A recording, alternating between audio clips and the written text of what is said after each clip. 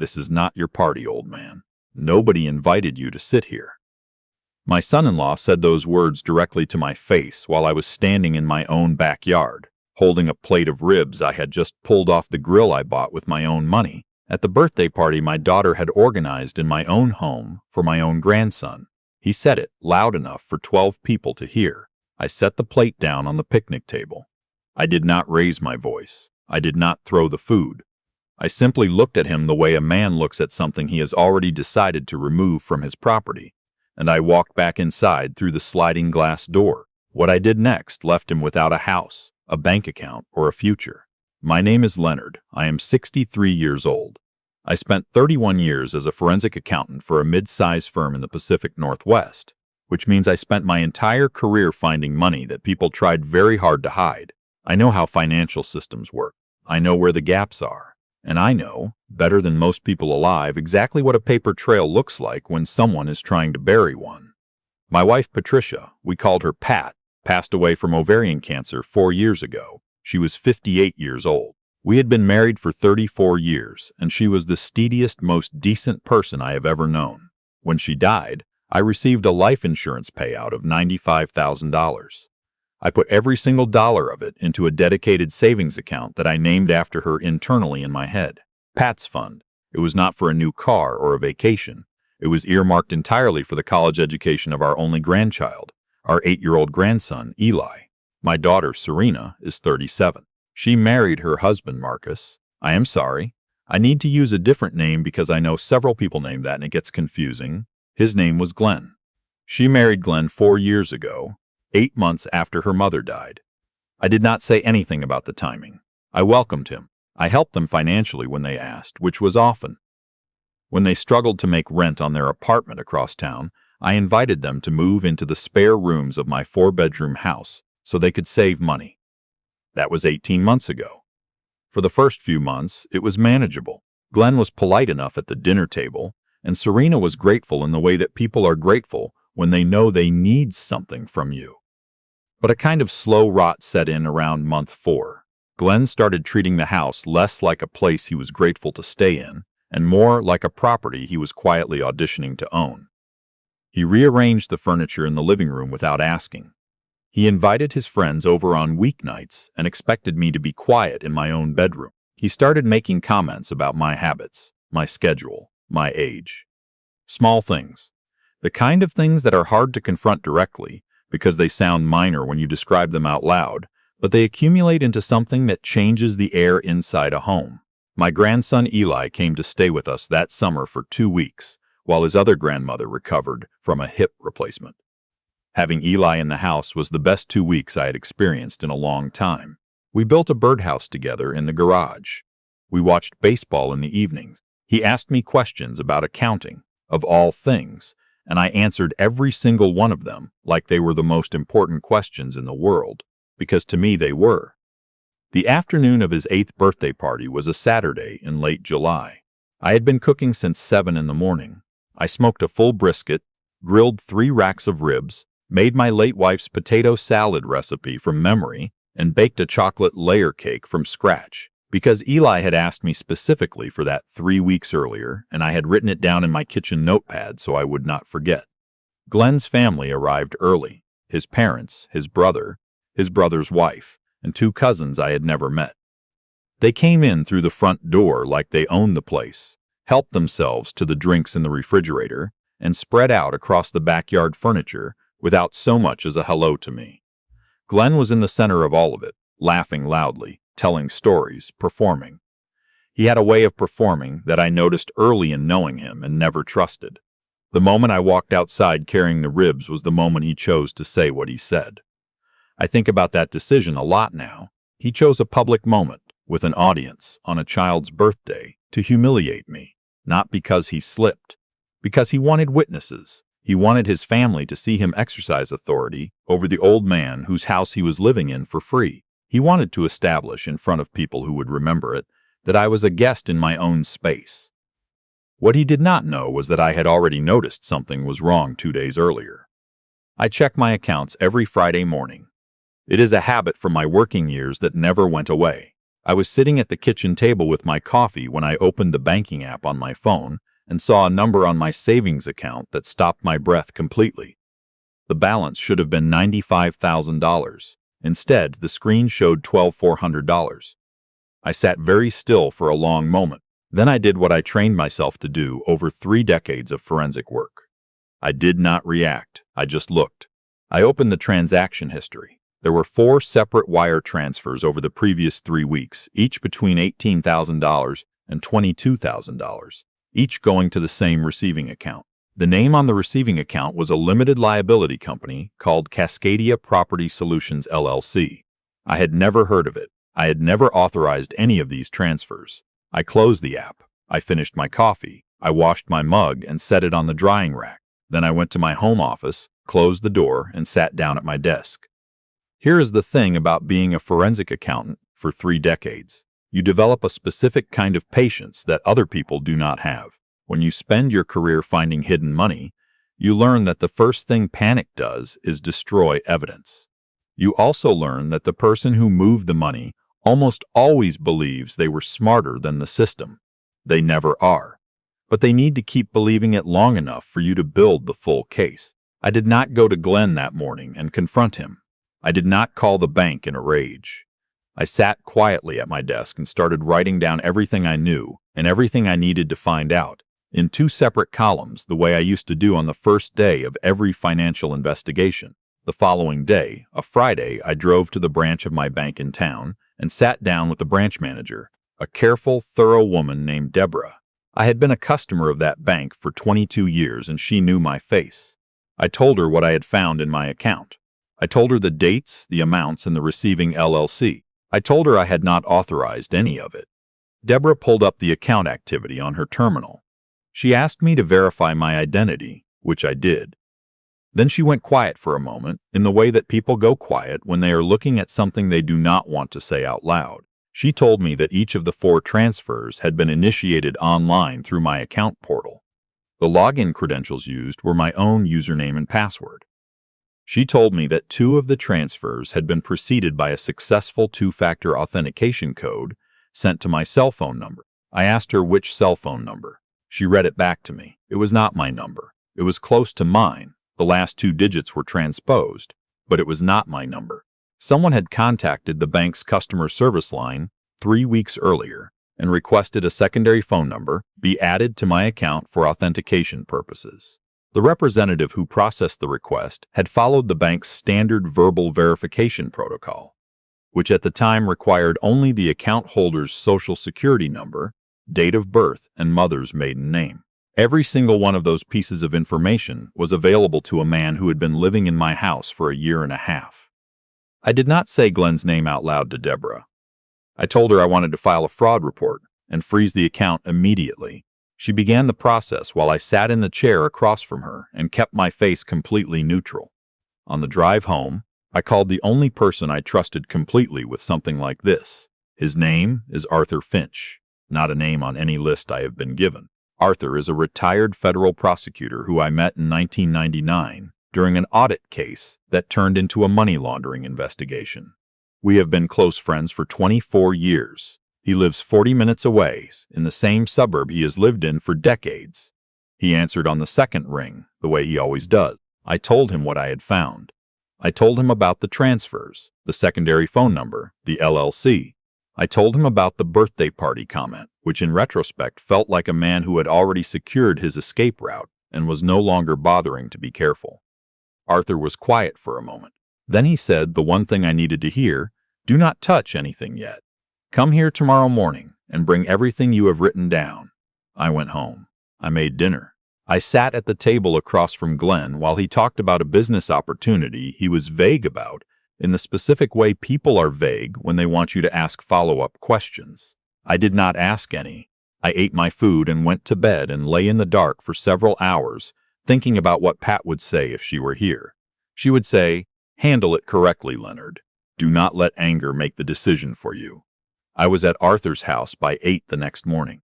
Arthur spread my handwritten notes across his dining room table and studied them for a long time without speaking.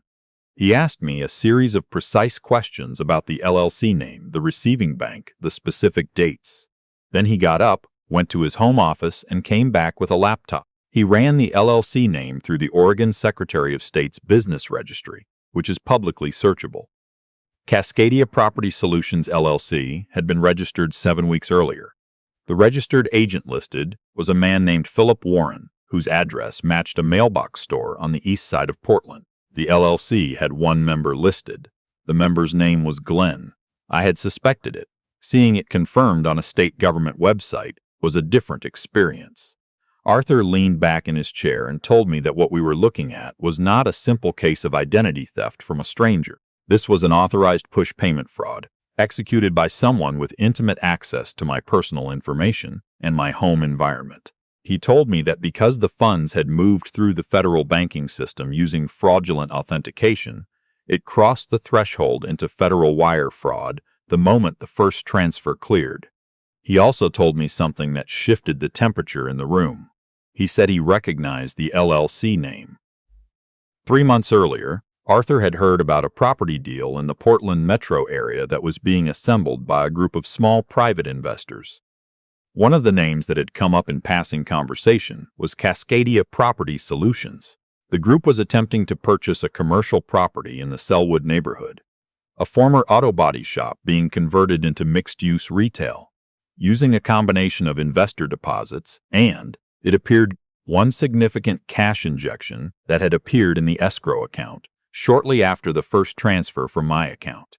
Glenn was not just stealing my money to pay off credit cards. He was using Pat's college fund for our grandson as seed capital to buy himself into a commercial real estate investment that he planned to use as the foundation of a new financial life. One that, Arthur and I would later confirm, did not include my daughter at its center. That took us another 2 days to fully unravel, and what we found was worse than I expected. Arthur had a contact at a real estate brokerage who owed him a professional favor. Without disclosing the reason for the inquiry, Arthur asked the contact to pull any active purchase agreements associated with Cascadia Property Solutions. What came back was a purchase contract for the Sellwood property, valued at $340,000, with a closing date set for the 15th of the following month. The contract listed Glenn as the sole managing member of the buyer entity. There was no reference to my daughter anywhere in the document. I hired a private investigator that same afternoon. I used cash I had kept in a small personal checking account at a separate institution, a habit I had maintained since the 1990s out of professional caution. The investigator was a woman named Carmen, a former Portland Police Bureau detective who now worked independently and came recommended by Arthur. I told her what I needed: 2 weeks of surveillance on Glenn, with specific attention to any properties he visited, any individuals he met with regularly, and any pattern of behavior that deviated from what a man living quietly in his father-in-law's house would normally do. Carmen came back to me in 6 days. I met her in the parking lot of a grocery store on a Tuesday evening. She handed me a sealed envelope and said, very simply, that I should prepare myself before I opened it. The photographs inside showed Glenn meeting repeatedly with a woman who was not my daughter. She appeared to be in her early 30s. They were photographed together at a restaurant in the Pearl District, at an open house for a modern condo in the South Park Blocks neighborhood, and, in the most recent image, walking together through the lobby of an apartment building in northwest Portland, each carrying what appeared to be boxes of personal belongings. Carmen had also pulled the lease records for that building. Glenn had signed a 12-month lease for a 2-bedroom unit on the 4th floor 2 weeks earlier. He had paid the first month, last month, and security deposit, a total of $5,400, in a cashier's check drawn from an account that traced back to Cascadia Property Solutions LLC. He was moving out. He just had not told my daughter yet. I sat in my car in that parking lot for a long time after Carmen drove away. I thought about the birdhouse Eli and I had built in the garage. I thought about the chocolate cake sitting in my refrigerator. I thought about the fact that my daughter had been living inside a lie that was being actively constructed around her by the man she believed was building a future with her. I did not feel angry at her in that moment. I felt something closer to grief. But I also knew, with the cold clarity that 31 years of financial investigation had given me, that grief was not the tool I needed right now. What I needed was precision. Arthur and I met the following morning. I laid everything in front of him: the original bank fraud report, the LLC registration, the purchase contract, the surveillance photographs, the lease records. He reviewed it all carefully, asked a few clarifying questions, and then told me what we were going to do. He had spent the previous 2 days making quiet, careful calls to contacts he had maintained from his years as a federal prosecutor.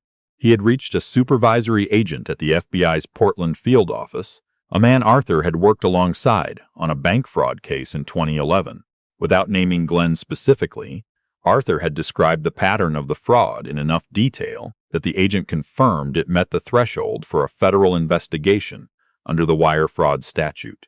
But Arthur told me what I already suspected. If we went to the FBI right now, Glenn would be alerted, the LLC would be dissolved, the money would move, and we would spend 2 years in a legal process that might end with a plea deal and probation. There was a better option. The Selwood property closing was 3 weeks away. Glenn needed to produce a substantial additional cash deposit, roughly $60,000, to satisfy the purchase agreement terms. The only place he could get that amount of money on short notice, given that my savings account was now frozen, was to liquidate something else. And the only significant asset he had access to was the remaining balance in my savings account, $12,400, which he could not reach because Deborah had frozen it. He did not know it was frozen. I had not said a word to him at home. Arthur contacted Deborah at the bank. He asked her to quietly monitor the account for any further access attempts. We did not have to wait long. 2 days later, Glenn attempted to initiate a 5th wire transfer from my account through the online portal. The attempt failed because the account was frozen. Within the hour, Carmen reported that Glenn had made 3 phone calls on a number she had been monitoring, the secondary authentication number he had added to my account, and that he had made 1 in-person visit to a branch of a different bank, which she observed but could not access records for. He was scrambling. The foundation of his plan was showing cracks. Arthur made the call to the FBI field office the following morning. He submitted the full documentation package, including the bank records, the LLC filings, the purchase agreement, and Carmen's surveillance report. The supervisory agent confirmed that the wire fraud evidence was sufficient to open a formal investigation, and that they would coordinate with the bank to monitor the escrow account associated with the Selwood property. We were ready. I drove home that afternoon and walked into my own house and sat at the kitchen table. Glenn was in the living room watching television. He did not look up when I came in. He had stopped making even minimal efforts at courtesy about 3 weeks earlier, right around the time he was initiating the wire transfers. A man who is planning to leave does not invest in the furniture of a life he is discarding. My daughter came downstairs around 6. She made pasta. We ate together, the 3 of us, and the conversation was the kind of conversation that happens in households where everyone is pretending. I asked Eli about his summer reading. He told me about a book involving a boy who discovers a secret passage under his school. I told him that sounded like something worth reading. Glenn looked at his phone. Watching my daughter move around that kitchen, I thought about how she had looked at her mother's funeral. She had held together in a way that I think surprised even her. She was always more like Pat than she knew, steady when things fell apart, even when it cost her. She had walked through those 4 years since her mother died working hard, raising Eli with a lot of love, and trusting a man who was using that trust as cover for something she could not see. I wanted to tell her that evening. Every part of me wanted to. I did not yet, because if I told her and she confronted Glenn, he would run. And if he ran before the closing date, the money might disappear into accounts we could never fully trace. I needed him to walk into that closing. I needed him to commit the final, irreversible act. The closing date was a Thursday. Glenn left the house early that morning in a dark sport coat and pressed slacks. He looked the way people look when they believe they are walking toward the best day of their lives. He did not say goodbye. He just picked up his leather bag, took his keys off the hook by the door, and left. I waited 10 minutes. Then I got into my own car and drove to the regional FBI field office, where Arthur was already waiting for me in the parking lot. We went inside together. The supervisory agent, I will call him the agent because he asked that his name not be discussed publicly, met us in a conference room with two other investigators and a representative from the bank's fraud division. They walked us through what was about to happen. The escrow company handling the Sellwood property closing had been contacted by the FBI 48 hours earlier and had agreed to cooperate fully. They had been instructed to proceed with the closing as normal in every visible way. Glenn would arrive, sign the documents, and attempt to authorize the transfer of funds. At the moment the transfer was initiated, the escrow account would be flagged by the bank's fraud system and the transaction would be suspended. Agents would already be positioned outside the building. Arthur and I sat in that conference room and waited. At 11:22 in the morning, the agent's radio crackled. He listened, nodded once, and looked at me. He said, "The wire was attempted, account flagged. He's in custody." I sat quietly for a moment. Arthur put his hand on my shoulder. I had one more thing to do. My daughter was at work. I called her and told her she needed to come home, that there was something important I needed to tell her, and that she should pick up Eli from his summer program on the way. I told her everything was safe and that I would explain when she arrived. She asked me twice if I was okay. I told her I was. She arrived home around 2 in the afternoon. Eli went upstairs to read. Serena sat across from me at the kitchen table, the same table where I had seen the account balance that started all of this, and I told her everything. I did not rush it. I started from the account statement 3 weeks earlier and walked her through every step. The LLC, the surveillance photographs, the lease in Northwest Portland, the woman in the Pearl District restaurant, the closing, the FBI. I placed Carmen's photographs on the table in front of her. She did not cry immediately. She looked at the photographs the way someone looks, when their brain is working too hard to keep up with what their eyes are seeing.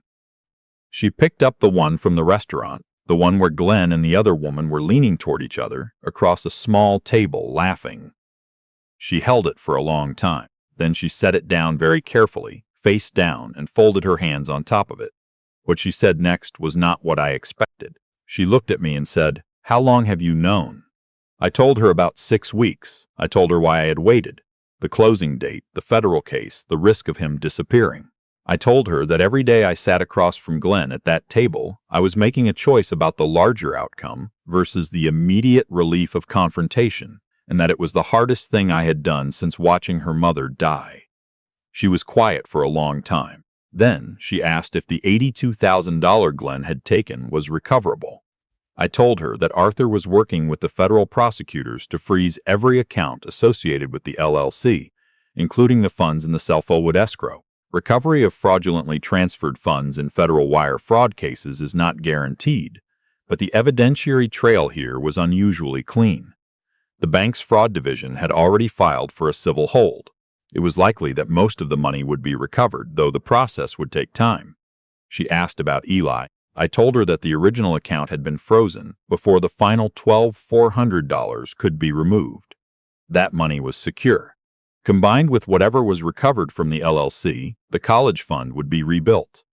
I had also already asked Arthur to help me establish a formal trust with an independent trustee so that the funds could never be accessed by anyone other than Eli when the time came.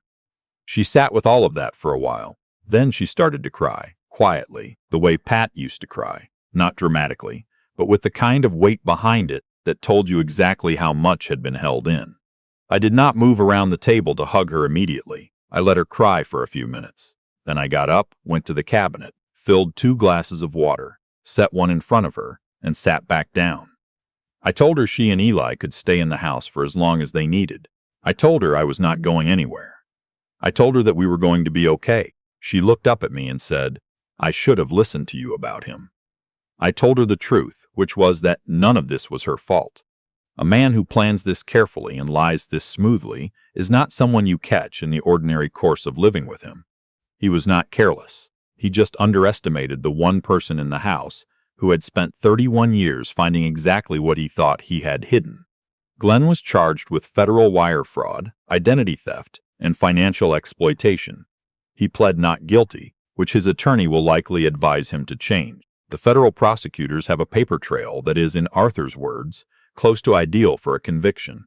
The mandatory sentencing guidelines for this category of wire fraud start at 7 years. Given the amount involved, the premeditation, and the targeting of an elderly victim's account, the prosecutor's office has indicated they will seek the upper end of the range. The Selwood property deal was voided. The funds in the escrow were frozen and returned to the originating accounts. My savings account has been fully restored. Eli's college fund sits in a properly structured, irrevocable trust. He does not know what happened, not the details. He knows that his father made some serious mistakes and that he is not going to be living with us anymore. He asked me one afternoon in the garage, while we were sanding down a new project together, whether his dad was a bad person. I thought about that question for a moment. I told him that his dad made choices that hurt people who loved him, and that those choices had consequences. I told him that what matters more than the choices other people make is what we choose to do when we are the ones who get hurt. I told him that the bravest thing a person can do is decide, after something terrible happens, to keep building. He nodded and went back to his sanding. I looked at that kid working carefully and quietly at the workbench, the same workbench where his grandmother used to pot her plants in the spring, and I thought about Pat. I thought about what she would say if she could see this moment, this specific, ordinary, kitchen-smelling, sawdust on the floor moment. She would say, "This is what it was all for, Leonard." She would be right.